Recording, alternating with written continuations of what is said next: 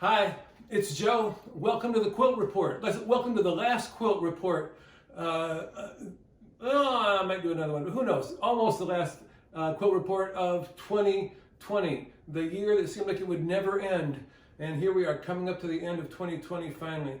It's the holiday season. We just finished Hanukkah and burned all of our candles. And now we got Christmas coming up. I put a tree up and decorated that to the best of my ability this time of year. I thought I'd show you how I use quilts at my house.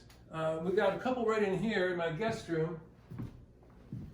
In our guest room, on the bed is a quilt that I had bought at the Cowgirl Museum in Texas. Where was that? Fort Worth, maybe? I bought it because it was made in India. It's machine quilted, but it's machine quilted in such an eerily historical manner. This is like a quilt that would have been made around 1790. Somebody did their homework. Oh, it's not elegant like one of those would have been, but it's very closely tracking those early linsey woolsey quilts. It's made out of denim. I love that thing. Here's one I bought for my son Dorian once when I was an auctioneer at the Quilt Guild, the San Francisco Quilt Guild, and he was helping me by distributing the things that people bought. And this quilt came up and he said, I want that. So I bid on it myself against everybody else. It's made by Anita Banker, I believe. Banker or Baker. One of the members of the San Francisco Quilt Guild. So nice. And it's still here with us. Dorian will probably take it home sometime. Out here in the living room, I have an early wool quilt that I made 18 years ago, I suppose, 2002, right when we moved over to the Presidio for a little while. And I wanted to use the eucalyptus leaves from the Presidio and do the idea of a 4-block quilt, like you would find in Pennsylvania or something, with 4 large blocks. Only for the blocks, instead of a pattern, I used piles of sticks.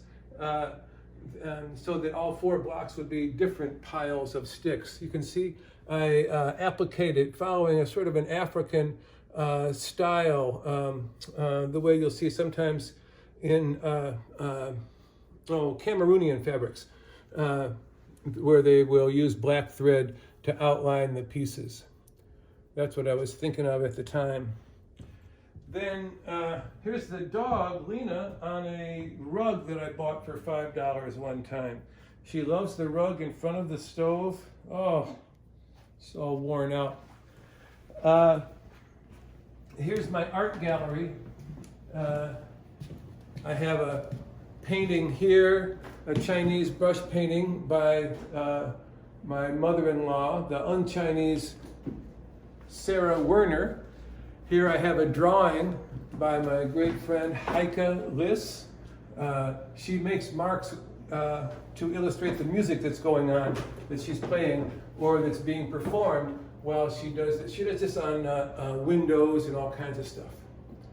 Here I have a diptych by my friend Lee Barbier. It's called Mating Day in Mushroomville, is what that's called. And then here's one of my early bias tape quilts that I don't get to look at very often. And I thought I'd get it out and see what it was like to have that on the wall for a change. And one more quilt in here on our bed is the quilt that I made from sew-offs that I got from Handy Quilter. That's when the machine testing people test a certain number of patterns on miles of cotton fabric. If you get close, you can see the stars, spirals, the seed quilting, little things here, bigger spirals, clover leaves kind of things. So they make miles of this stuff. I just took a purple one and a white one and sewed them together. Put a binding on there. I used to do bindings. And that's a quilt. There you go. I hope you have a happy holiday season. And I thank you for stopping by. And Don't forget to see my class at Quilt Freedom Workshop, January 9th. All right, thanks for coming by. Talk to you then.